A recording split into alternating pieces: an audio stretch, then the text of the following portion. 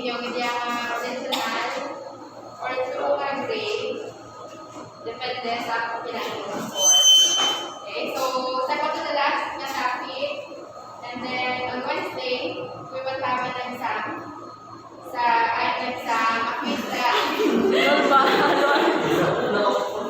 Quiz lang sa mga topic. And then dry up. And then we will try to finish our discussion for the whole subject. Okay, on Wednesday. Para next week, quiz na lang, then ka dry up. Another dry up. Okay? So, hindi ko lang magpapatulog ka, pinakutigo, kaya hindi ka lang na naubo, tapos malas sa likod, nag-barukoy. So, mapapupo lang po at times.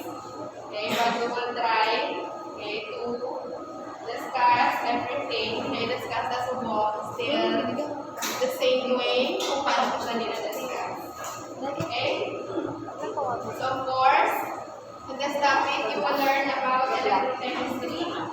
So, I have sent the module and the PowerPoint, no? Nawagatan through, Payor.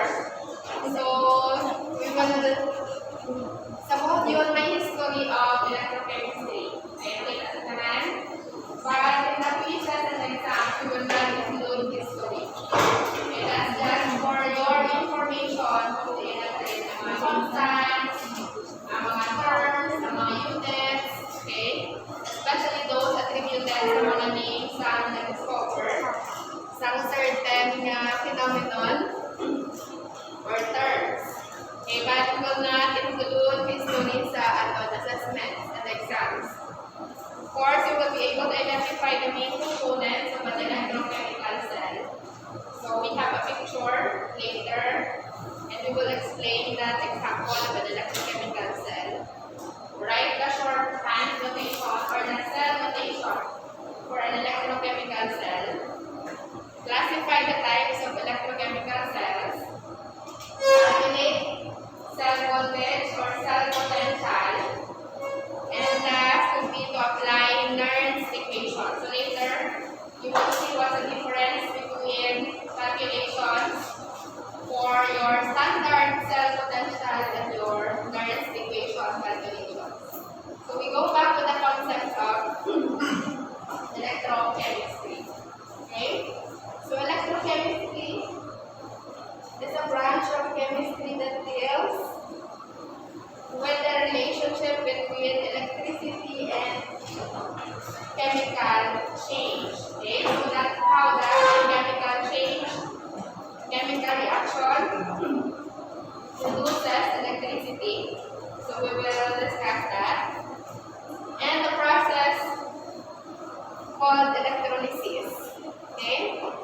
Where electrical energy is converted directly into chemical energy and is stored in the products of the reaction.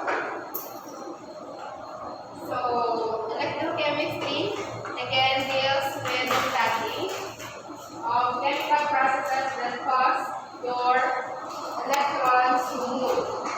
Okay, so in our laboratory activity for electrolysis, anong setup? Yan it? We have a negative terminal.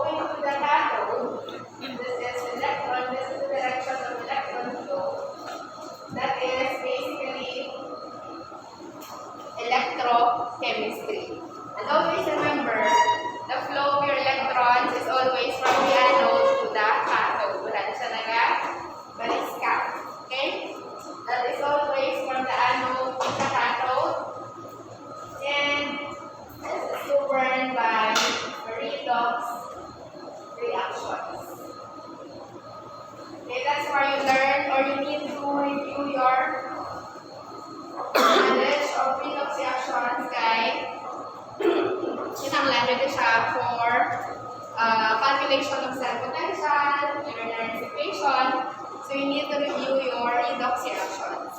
Again, tatlo lang na ang important na kailangan yung mga matandaan for electrochemistry. Okay?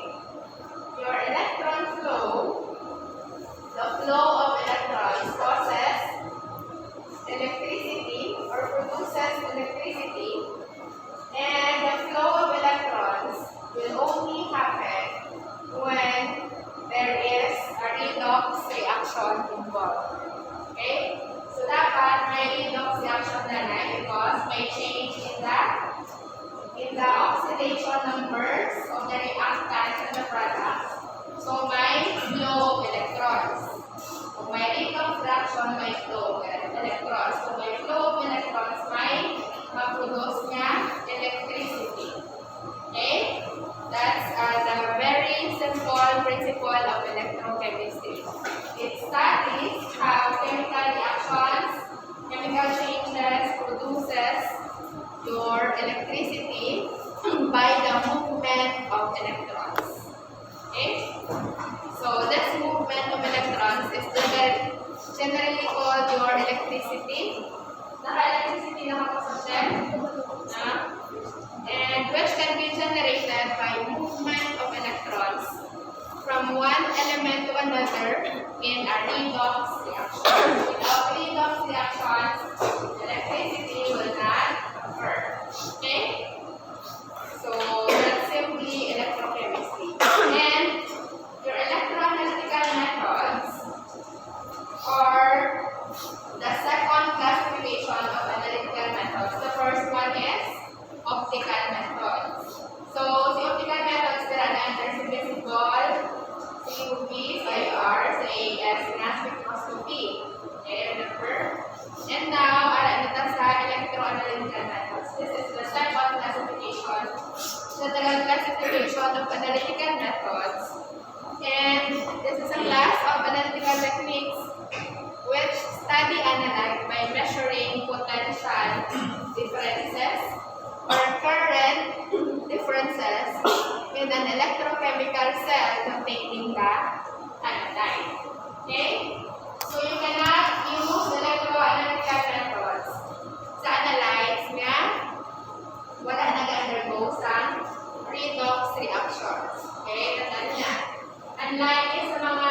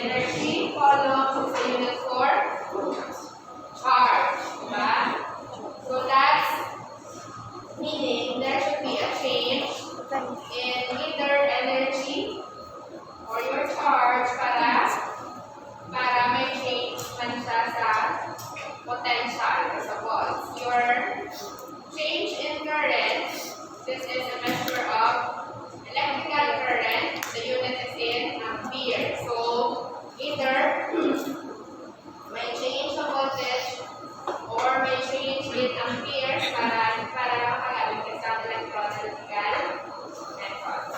Okay, so generally, we have three main categories.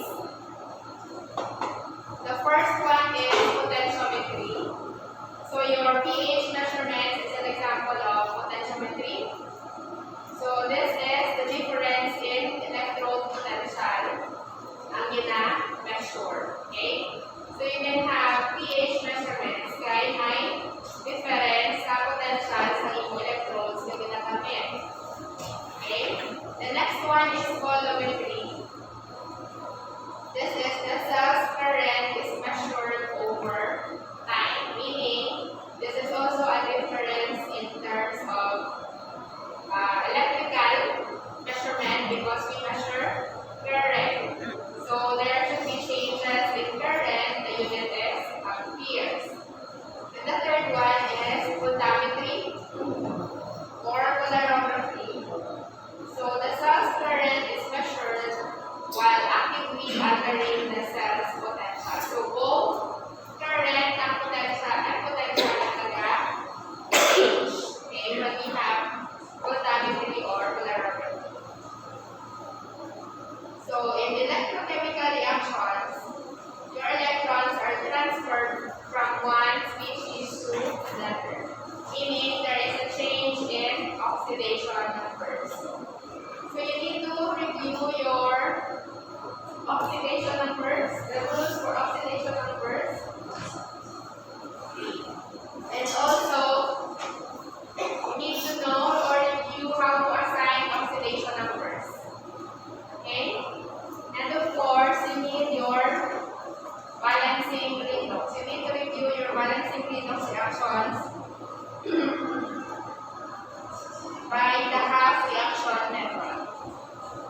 So we have here, I included here slides for balancing redox using the half reaction method. And we have here a sample reaction. You did this in the lab for titration. This is redox titration, which includes your potassium permanganate. This is your titrate.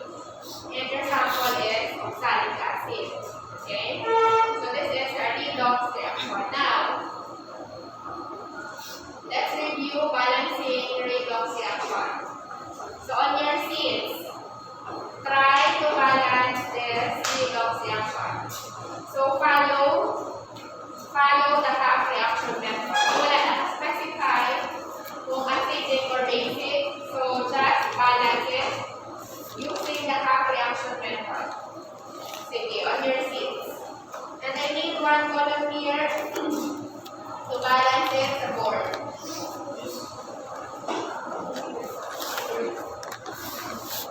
One column here to balance it sa board and explain the answer.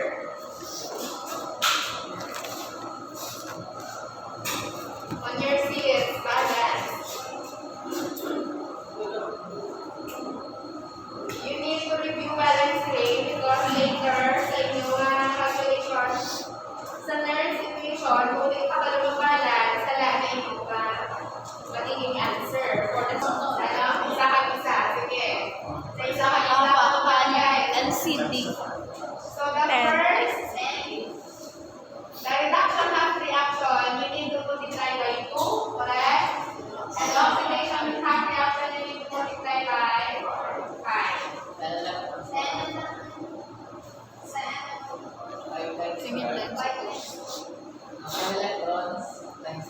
Electrons ba? 10 electrons plus 2 MnO4 plus 16 H plus. So dapat magbalik mo ang number of electrons both sides sa reactants at sa product para makansel mo. When you get the net equation. 5 times 5. We need to review balancing redox. We have done this previous sa nalagyan subject. Cancel.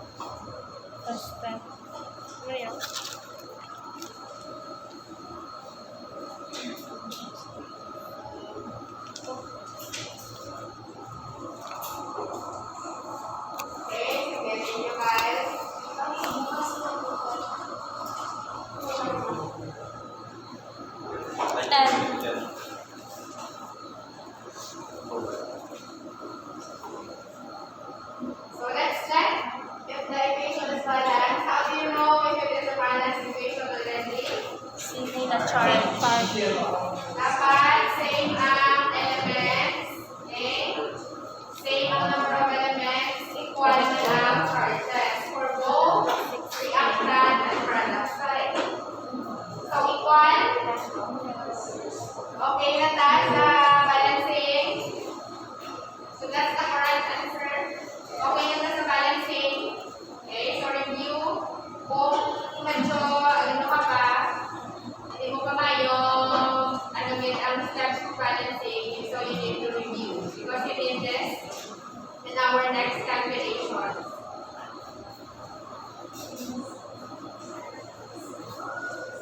Okay?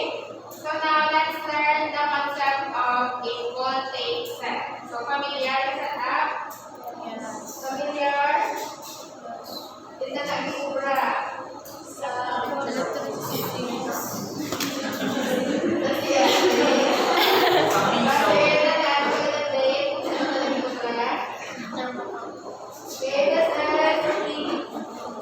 What we did for electroplating or granulometric analysis. Okay? But, ang atong itubra, instead of the meter, wala na nag-measure sa voltage, but, ano na? Nagamit tayo sa battery. Okay? Nagamit tayo sa battery para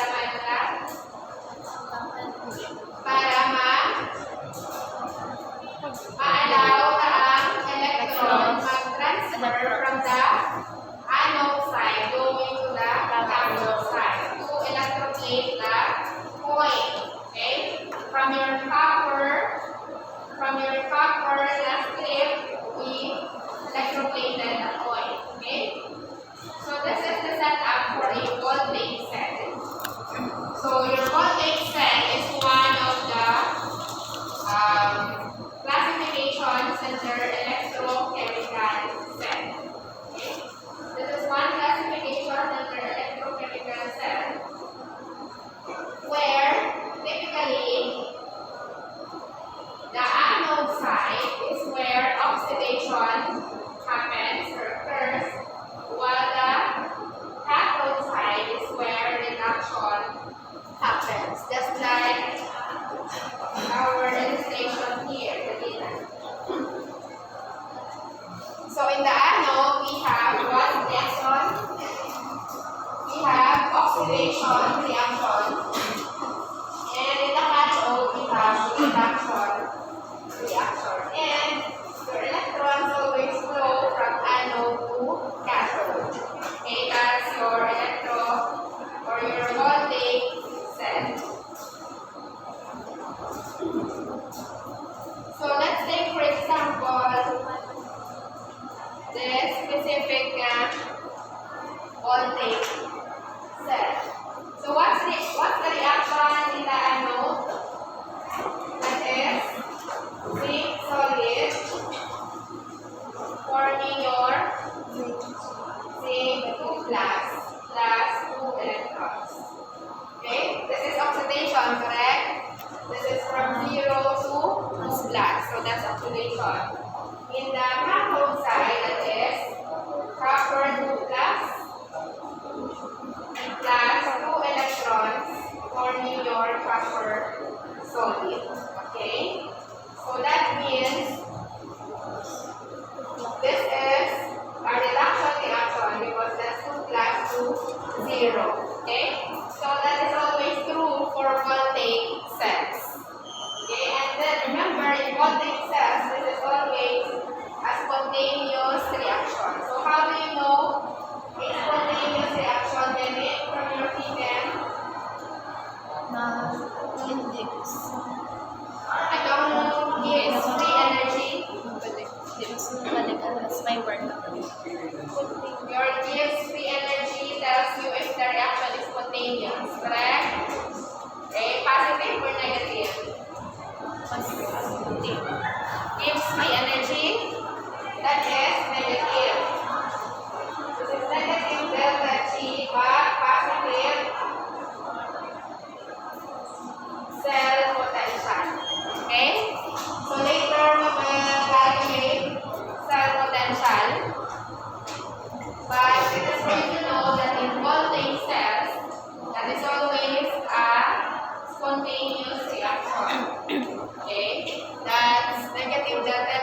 positive cell potential. Okay? But take note, in your voltaic cell, there is a salt bridge. Okay? This is a U-shaped tube that contains a salt. So, meaning may cation na may anion. Okay? Dere nag-aagi-agi mo cations and anions. And take note of the direction. Your cations, they always move toward the cathode. So, tanan nga positively charged ions, makadto na sila from anode to cathode. Okay? That's for your cations. While your anions, they move from cathode to anode. Okay? So, balis ka dali sa nangagawa. Again, cations, anode to cathode, anions, cathode to anode. Okay? So, let's take your electromotive force. Okay, your electromotive force is simply your cell potential or E cell. Okay? Your EMF, we also call that cell potential or simply E cell. Okay? This superscript, okay, though green na siya na superscript, that indicates that is the cell potential at standard conditions. Ano ba kambaga standard conditions? Basta galing may superscript na siya na degree, that's cell potential at standard conditions. At standard conditions, we have the concentration of your ions involved. That is always equal to 1 molar or 1 mole per liter. And the pressure is 1 atm. And that's equal to 1 atm. Okay? So, makabutang ka lang an indication of a standard cell kung amo ni ang conditions. Other than that, you cannot use the standard cell potential indication. Okay? Kung tagaan ka ni situation where the concentration is not equal to 1 molar, meaning that is non-standard. And later you will see how we calculate cell potential of your non-standard cells. So again, your cell potential is measured in terms of voltage. So that is 1 joules per coulomb, equivalent. And we have here your standard, the table for your standard reduction potential. Okay, you don't need to memorize this. During exams and quizzes, you will be given standard reduction potential values for the equations involved in your cells or for the calculation of your cell potential. Okay? Your standard reduction potential tells you the reduction potential of this half reactions. So take note na natin nga half reactions are reduction half reactions. Nanotice nyo na? They are all reduction half reactions, meaning nagano po ang ilang oxidation terms sa product. Okay? These are all reduction half reactions. And what this tells you is that kung taas siya reduction potential. Okay, example, duwa sila involved. We have zinc and copper. So let's locate that. So, din ang zinc man. Okay, zinc, that is negative 0.76. Your copper is Point 34. positive 0.34. Okay? Given your standard reduction potential, nabalaan mo kung din sa ilaan undergo sa reduction reaction. The higher the standard reduction potential, that reaction will undergo reduction reaction. Yes? Kung mas taas iya reduction potential,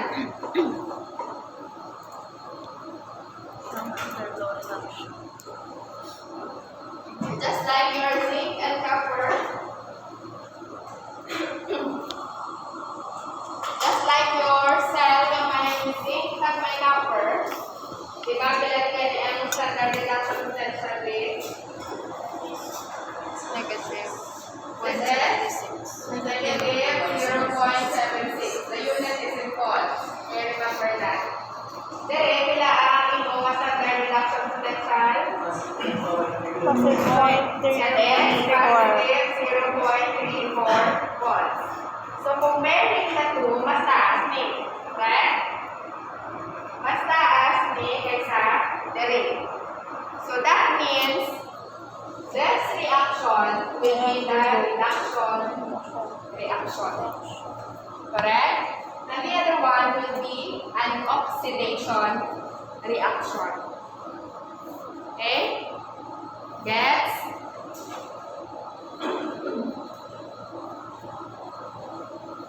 Sige. Ako na ginagawa sa atong standard reduction potential. And this is based on your standard hydrogen electrode. Paano na generate ang standard reduction potentials? That is based on standard hydrogen electrode, or that is She. And by definition, the reduction potential for hydrogen is 0 volts. So if you locate that sa dali na table, this is hydrogen.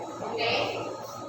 The potential is 0. That's why siya ni ang gitawag na standard hydrogen electrode. Okay? Because this potential of this reaction, of the reduction reaction for hydrogen gives you 0. Okay? So above that, they are all reduction reactions. Okay? And sa dalom, these are likely your oxidation reactions. But for example, if we are reacting silver, okay, if we have silver, so this one, silver and copper, which one will be the reduction half reaction? Silver. That will be your silver half reaction. Kaya mas taas sa reduction potential. Again, kung sino kayo mas taas reduction potential, siya na ang undergo reduction reaction. So how do we calculate for cell potential, your standard cells? Again, this is true only for or under standard conditions. Okay? This is only true for standard conditions. So the formula is E cell equal to the reduction potential in the cathode minus the reduction potential in the anode. Okay? This is how we calculate your cell potential. And take note, your cell potential is based only on potential energy per unit of charge, because that's those per column. This is an intensive property. So it will not depend sa number of moles. Maskin, since for example, or si copper, may coefficients ni sila from the balance equation. your cell potential will still be the same. Okay? So your cell potential does not change with the number of moles of your reactant or product. And take note,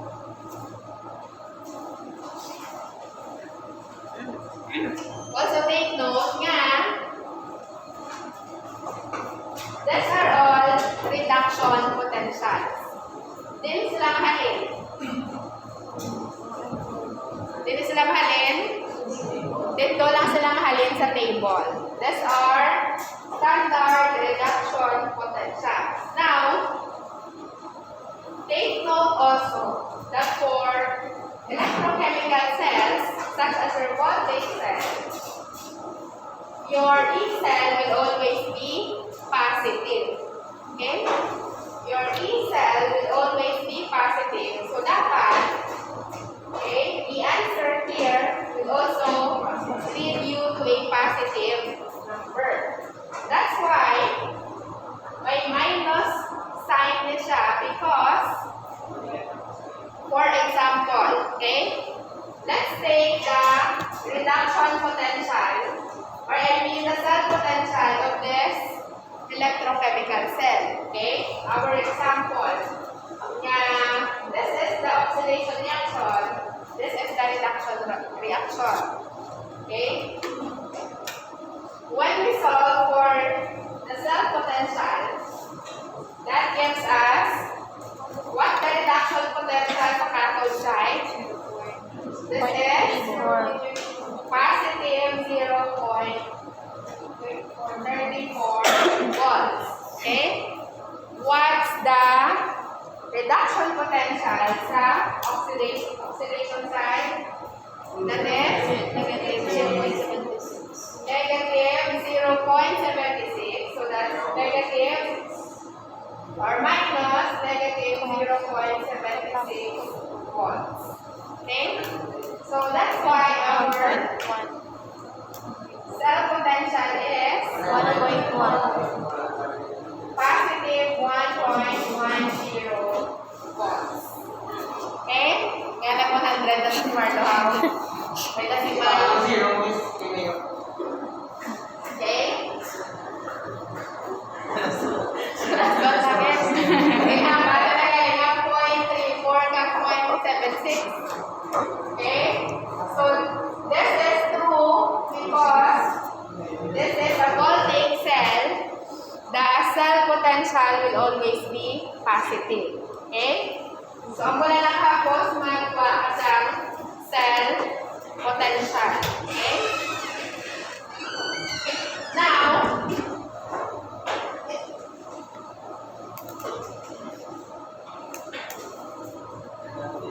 so this is the example. Muna natin solve lang.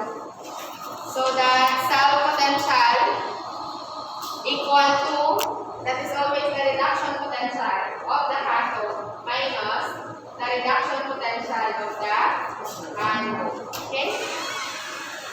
So the answer is plus 1.10.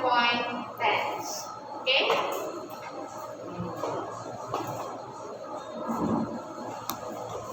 But there's another way actually. There's another way paano ka muna mag-calculate. Okay? This is also cell potentials. Okay? The reduction potential of the cathode is still 0.34 volts positive. Okay? That is 0.34 volts yung positive. But take note, this is what?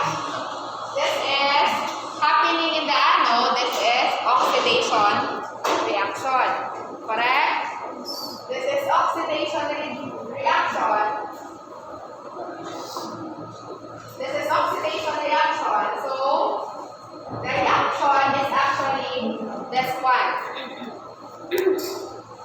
This is oxidation reaction, di ba? Correct?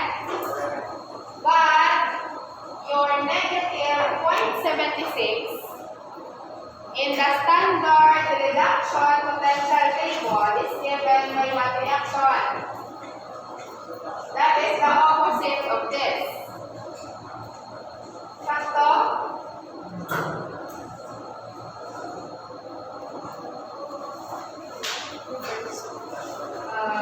Plus 2 electrons. Sakto? Yes. In your standard table, or in your table for standard reduction potential, so diri siya sa zinc, ammonic reaction mo. Correct? So this then, because all of these are reduction reactions.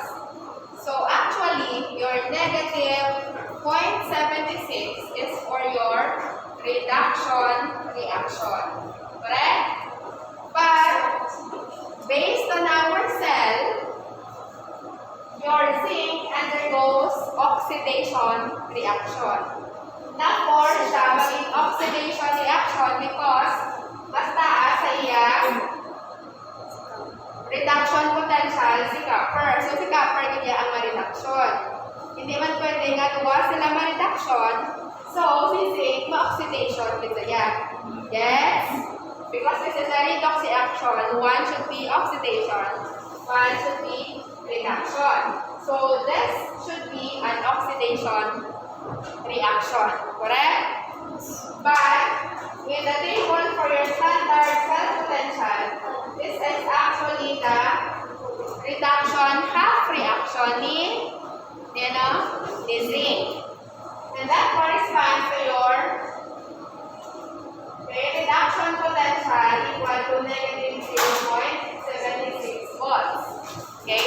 So one way for you to solve the E cell, and you would still get the same answer, is you just the same reduction potential ni cathode, wala man may nag-change, because in the first place, this is already a reduction reaction. So that is still 0.34 volts, okay? But what we need to do para sa reduction potential sa oxidation reaction is ayan mo siya.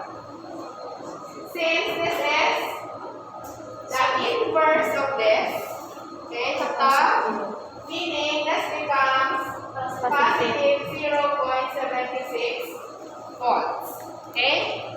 And when you do your calculation, you just add plus 0.76 volts. Okay, you will still get the same answer. Okay? The negative or the minus sign in your general formula. Okay? The negative or the minus sign in your general formula accounts for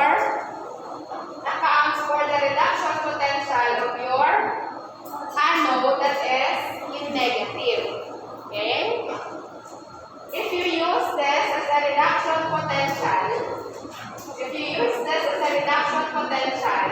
that is as is sa imong table, then you use the minus sign. Okay? Pero, when you account for the reduction potential, naging switch mo because this is an oxidation reaction, then you don't need to have the minus sign. Plus, na lang diretsyo sa imo nga yung reverse nga reduction potential. You would still get the same answer.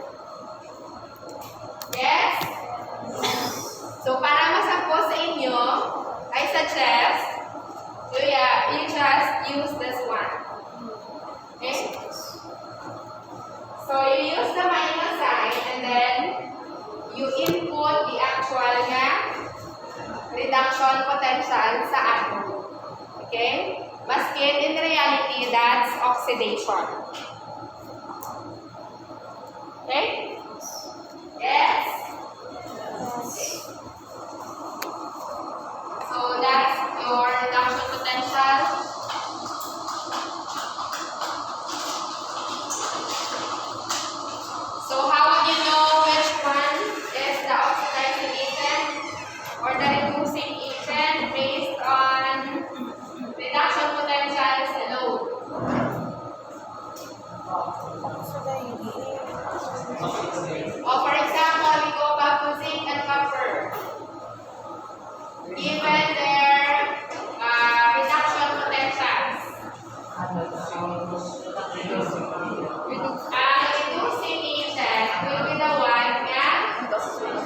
Nga?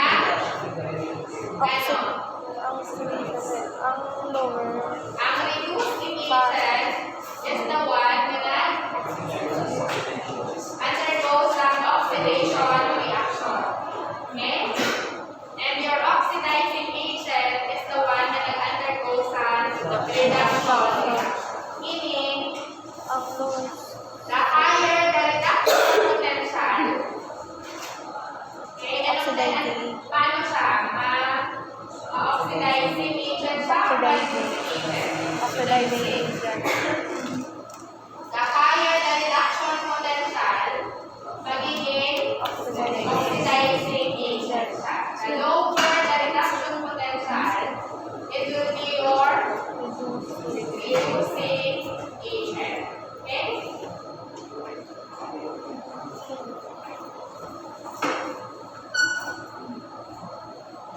Okay, so your table also tells you that the greater the difference between the standard reduction potential, the greater the voltage of the cell. Okay? Kung mas dako ang gap nila, kadua, mas dako man ang cell potential. Sige, let's go to your electrochemical cell. So we go back to the module.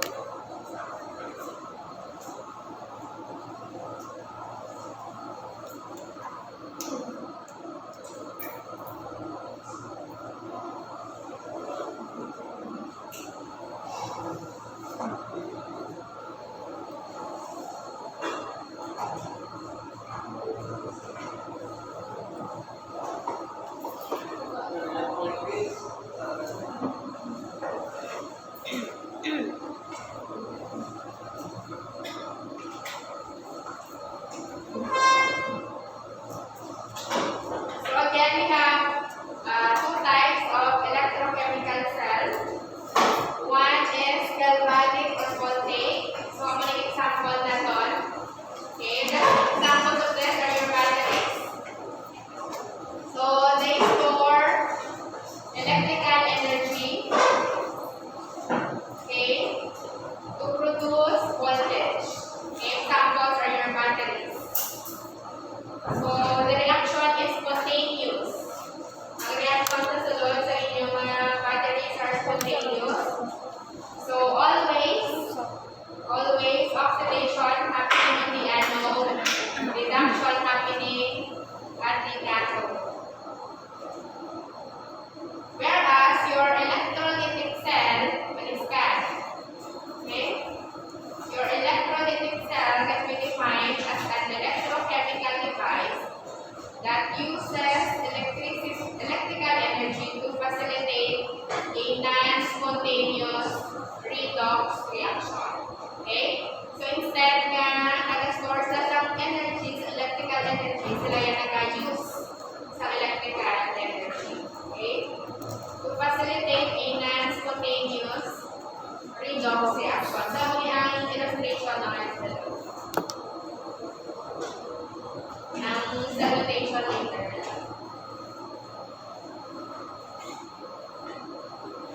Katuda para difference. So this one. This is the difference between the two.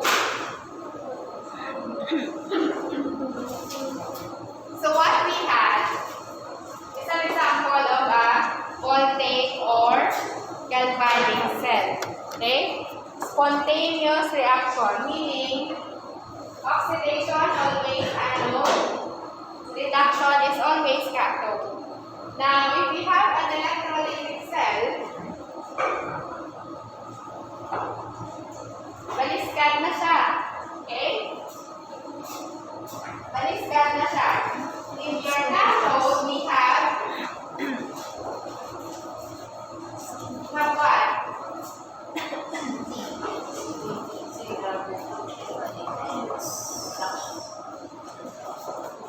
Anong difference sa atom niya? Voltaic kag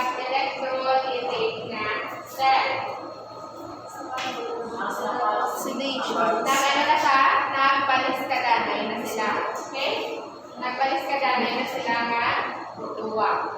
So, sa anode, ano na ang reaction? Reduction. Sa cathode. Sa cathode, we have oxidation. In effect, the reaction is non-spontaneous. So, what do you expect sa iyang cell? Your E cell will be negative, less than 0 because non-spontaneous. Okay? Kung spontaneous, positive ang E cell, just like this one in your this is voltaic cell or galvanic cell. So positive, spontaneous. In your electrolytic cell, we have a non-spontaneous reaction. So E cell is less than 0. Let's try to solve. Let's try to solve. Ano nga itong reduction half reaction? What's the reduction half reaction here? Ganito tawag sa electrolytic na cell. That is C2 plus 2 electrons. Okay? Forming your zinc solid. Your oxidation is Copper. copper solid. Forming your copper 2 plus 2 electrons. Okay? So, pila ni ang standard reduction potential? Pila ni nila standard reduction potential? Pila ni ganyan sa zinc kanina? Negative That's 0.76. negative 0.76 volts. Correct? Yes. How about in your copper? Copper is? 4.3. So this would be negative 0.34 volts. Kay baliskad na siya sa ari. So negative siya. Okay? So if you assign this one, how do you solve for the cell potential? That is reduction potential. Diba? Sa cathode. Correct? Minus reduction potential sa anode. So, ako kita yung permeami mo nga formula. Wala niya ganun dahil. Sila kabaliskat. Regardless kung electrolytic or voltaic cell na siya. Okay? Okay? So, since this is reduction, this is occurring or happening in the anode. Kaya baliskat siya. Since this is oxidation, this occurs now in the cathode. Okay? And since baliskat mo na siya nga daan, okay, you can follow this. Sakto? Since baliskat mo na nga daan, ang reduction potential ni copper from its original reduction potential, i-reverse mo na ang sign, you can just follow this. Plus. Yes? Kung wala na siya lang itong baliskat kanina, then you follow this. Okay? Okay, so let's solve. Ibaliskat ka. So that is reduction potential in the cathode, that is negative 0.34 volts. Sa cathode, remember? That is plus negative 0.76 volts. Gets? Yes? So your E cell here gives you negative 1.10 volts. Okay? And this is true because we are solving for the cell potential of an electrolytic cell. Nakabalik ko nga muna sa ilan. Kung wala na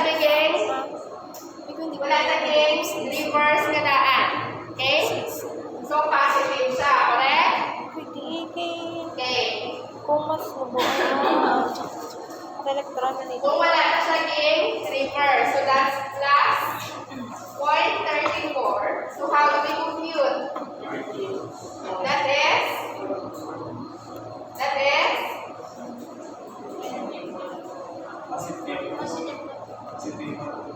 ilan?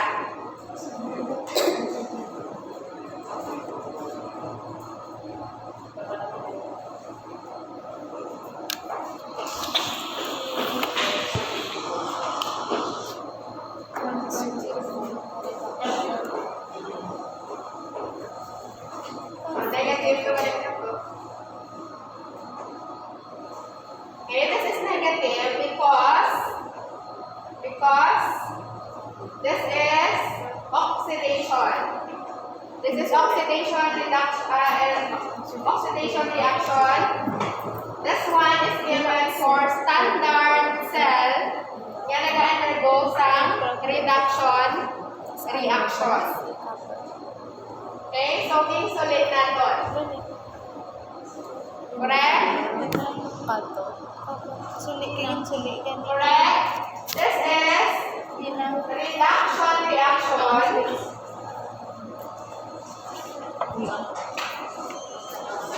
Miss, hindi si anode sa si copper, miss. Balis ka. Si anode, si copper.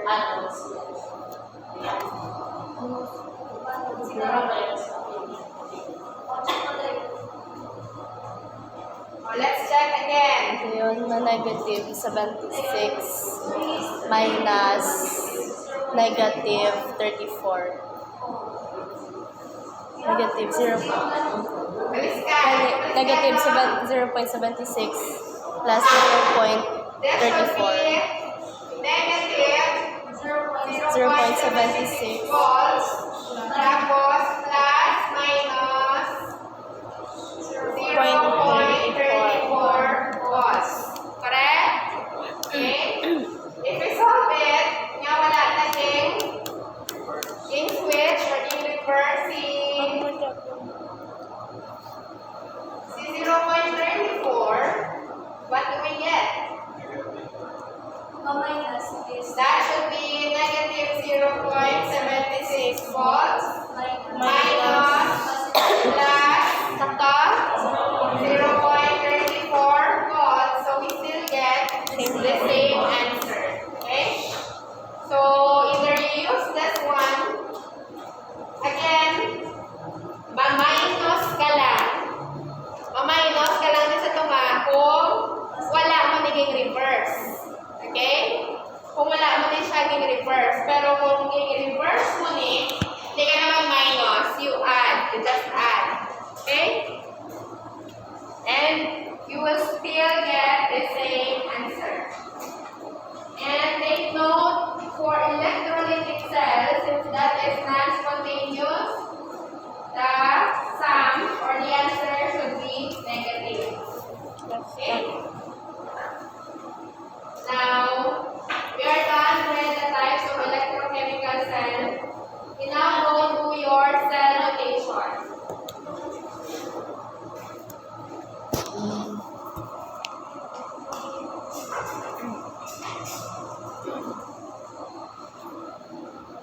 So this is the general formula of your cell notation. Your cell notation is also called a line notation. Okay? So we call that cell notation or line notation. This is a representation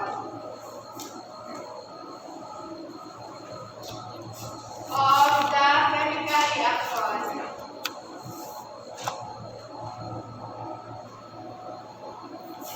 in an electrochemical cell.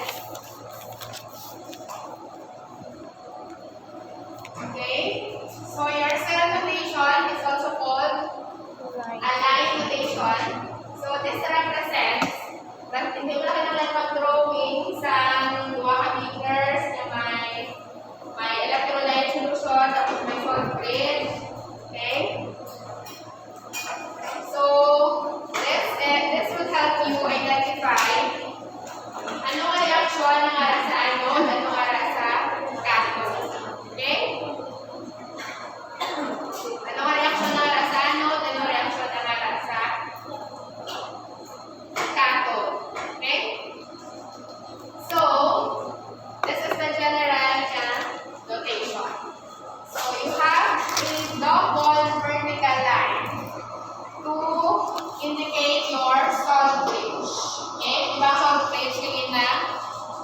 shape siya nga nag-connect sa imo nga duwa ka electrolyte solution.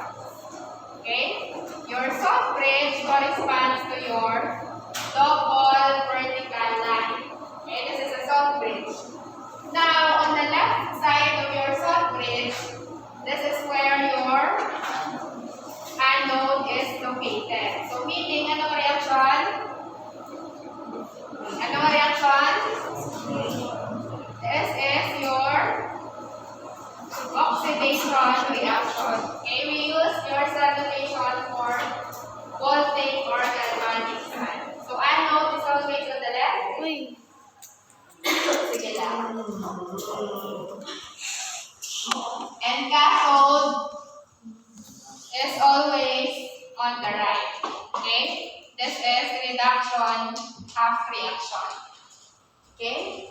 And you also use single line to indicate this is salt bridge. This is phase boundary.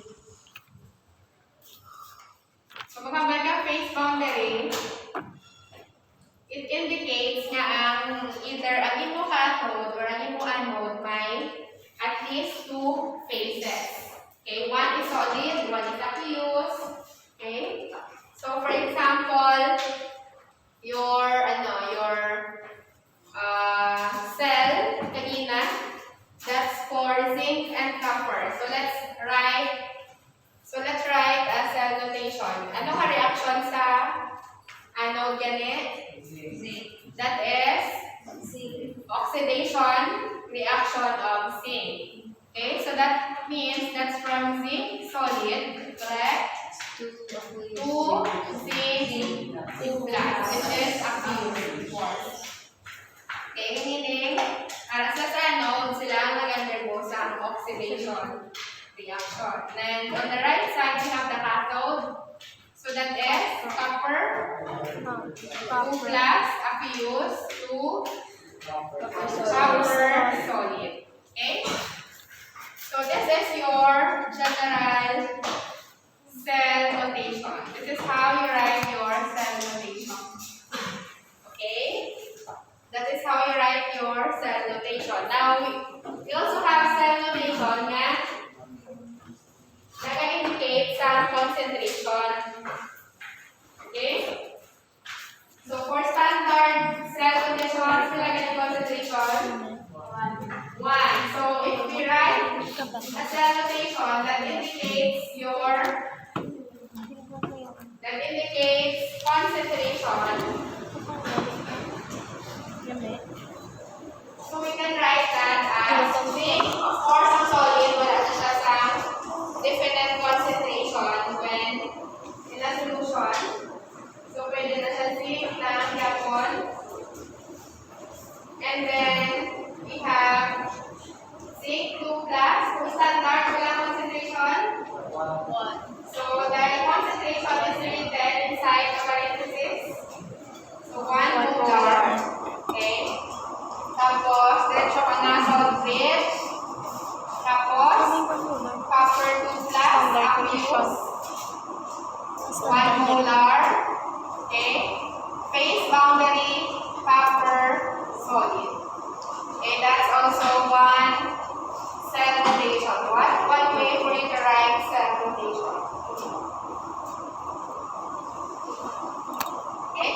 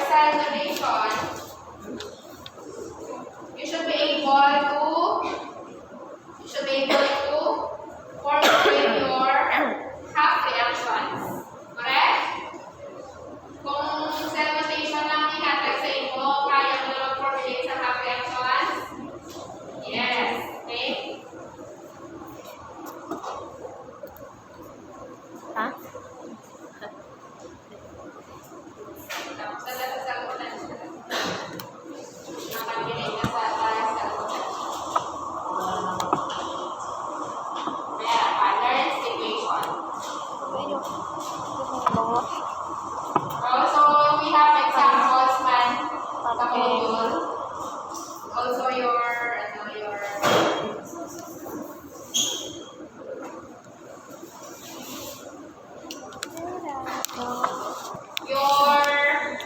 stoichiometric relationships. Number of moles of your agriculture product will not change the cell potential. Maskin mag-10 ka natin, mag-3 or mag-2 or mag-ilan na value.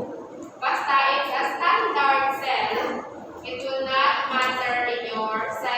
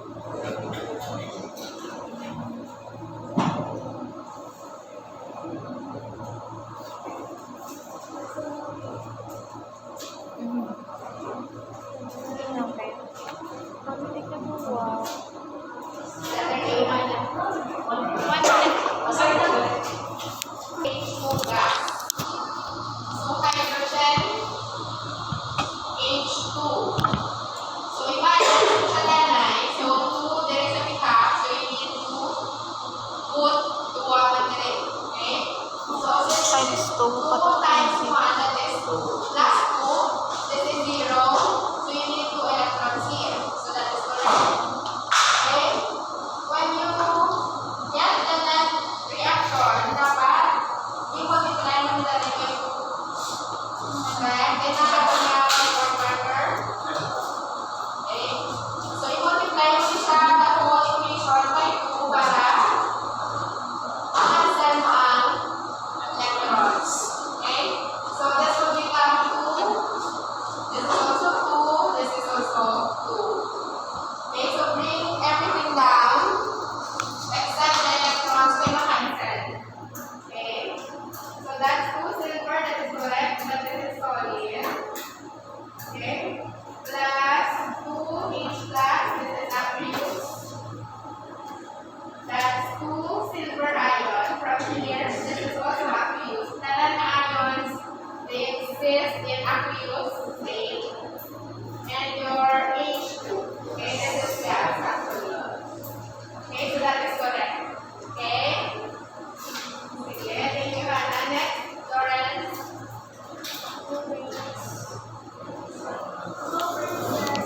Sang chromium direct.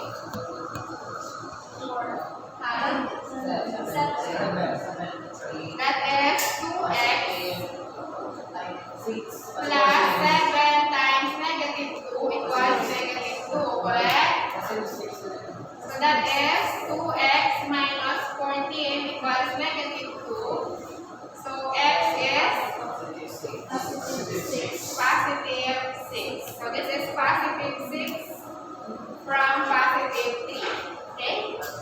So since may oxygen kasi, there is a chromium wala, so you need to add water. So kung pila ang oxygen mo din, that is 7, ang maning water na i-add mo, that is also 7 water molecules. Correct? So after that, na-balance na ang naman nga, or nag-add na ta sang water. Okay, okay na ang oxygen, but the chromium here is 2, there is 1 lang. So nagbuta ka ni 2. Okay, and also because nag-add ka sa 7 to water, nag-introduce ka 14H+. So kinahanglan mo din mag-add 14H+ para mabalance ang hydrogen direct. Okay, and if we check the charges, this is 2 times 3+, this is 6+. Sa pihang side, that is simply 2 minus, okay, plus 14. So, pilang yung mga difference. This is 12 electrons in total. There is a pihak, this is 6+, so yun na lang mag-add sa 6 electrons. Okay? So, kinalaro mag-add sa 6 electrons. There is a pihak, kay 2, 2. So, multiply mo siya by 3. That's why nag-3 siya, nag-6, nag-6. Okay? So, follow. So, this is still balancing. Na-discuss na namin sa previous analytical chemistry subject. And then you just get the net equation.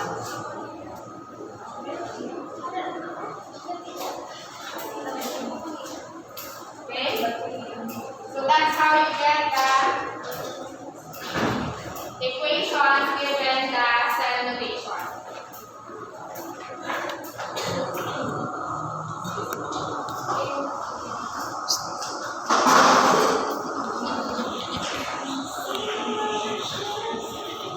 Marinas ako. Given the reaction, salt bridge naman ang imo. I mean, ang salutation naman ang imo. So that,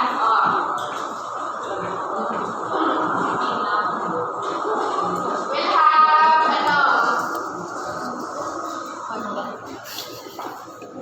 nanonin, salutation, given the reactions. Of the salt bridge. This is an indication of a platinum electrode. Mas pinula din. Okay? Pwede lang na sa mga Ang F8 plus F8. Yes, pwede na sila magsulian ay. Okay? Anyway, this is just a phase boundary.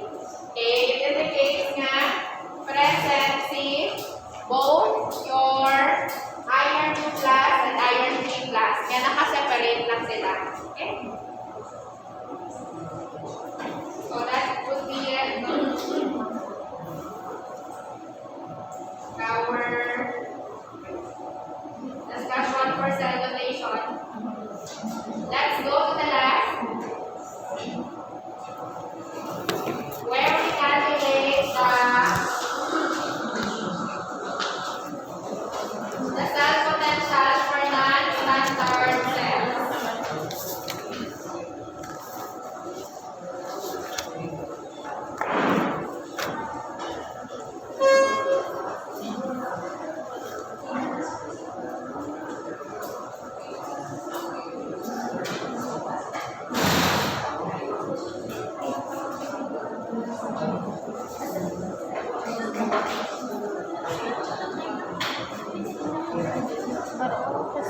Okay, this is where we use the Nernst equation. Familiar? Familiar Nernst equation? You encounter this at computing analytical subject for precipitation nitration. Okay? So this is simply your Nernst equation, but for uniformity, we use 0.0592 asal sa 2. Diba? May tuloy sa support. Again, for uniformity, we use 0.0592. So this is where you use your balanced redox reaction. Because remember, in your Nernst equation, you need both the what are these big letter C?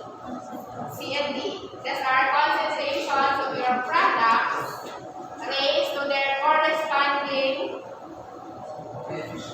number of moles or stoichiometric coefficients divided by the concentrations of your reactants, okay, raised to their corresponding coefficients. You get the quotient and you get the log of the quotient. Okay? So you need your balanced equation. And also you need N. What is N? Number of moles. This is the number of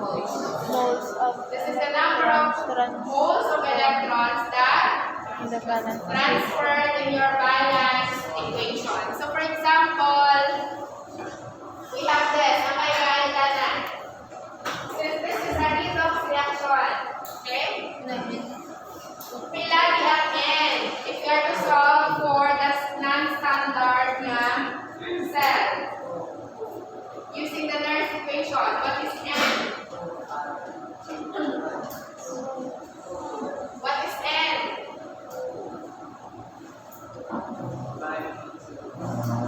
Remember,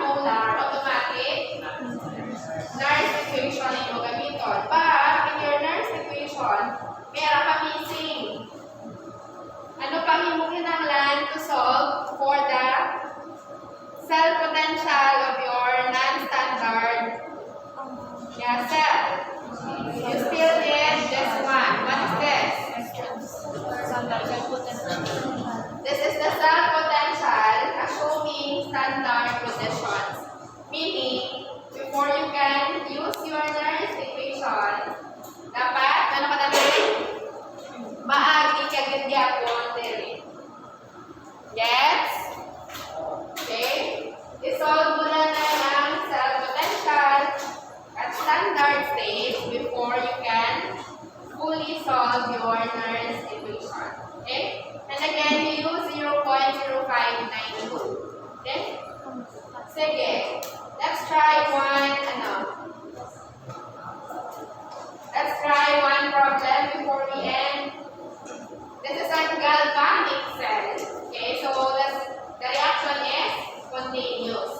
So dapat ang mga E-cell is positive.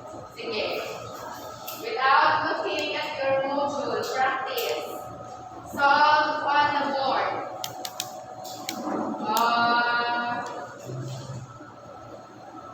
Si Alex, Alex, ikaw. Diretso sa board. Nakikita po. Nakikita po erase ang Other, solve on your seat. Sa table niya po. Isa lang ang table. Basta sa third lang mag-lecture. Kaya rin ang internet. So again,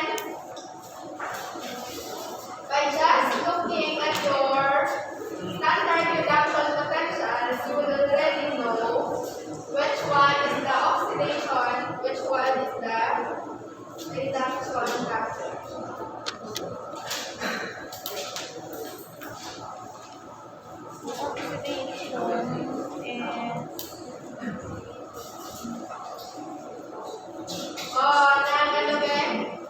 Cell notation on the other side. Cell notation si Ezra.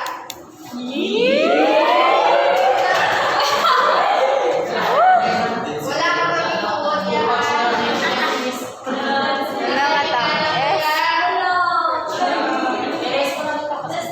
Wala na talaga yung density. Hindi, kaya lang extra after ni...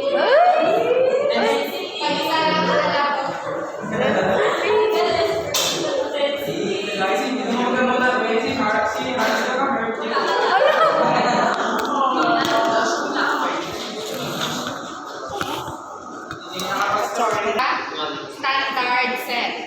Okay? So, because originally, ang given is negative, diba? So, this is a higher value. Kaya negative number sila, so mas taas ang may magnitude. Diba? Nagasala pa da. Remember that. So, this is automatically your reduction half reaction. And the other one is oxidation. Okay? So, kita na ng standard cell potential.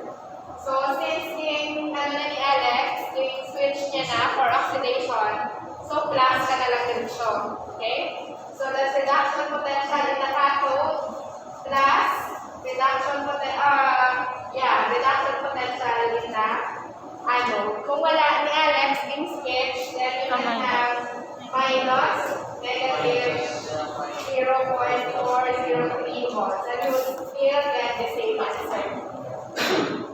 Okay? And then you use this.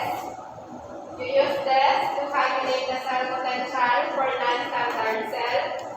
So N equals 2 din ang din. Number of electrons. Again, this is where you need your balance redox reaction. Okay? So this is 2, this 1, tapos log of product. So what's on the product side? We have cadmium 2 plus, concentration is 0.02 molar. Your reactant is lead 2 plus. Again, sila lang yung ma-contribute sa concentration because sila ang ala sa solution. Okay? So sila lang yung sa concentration. Now, kung may coefficient siya, for example, A, this one is C, then you need to raise this first to B, raise this first to A. Kung may coefficients. Kung wala, then this is. Then you get the quotient, log of the quotient. So perform the operation, you get potential, cell potential equal to 0.3066, or that is simply 0.3074.